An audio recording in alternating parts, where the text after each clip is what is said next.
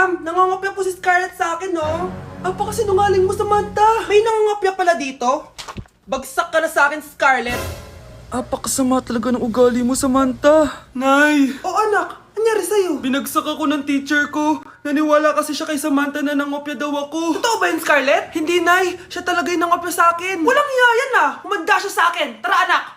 A few moments later. Ma'am, bakit niyo po kami pinatawag dito? Eh kasi ang anak mo, sinungaling. Siya naman talaga yung nangopya kay Scarlett eh. Hindi po totoo yan. Para malaman natin kung sino nagsasabi ng totoo sa inyong dalawa, mag-quiz na lang kayo ulit.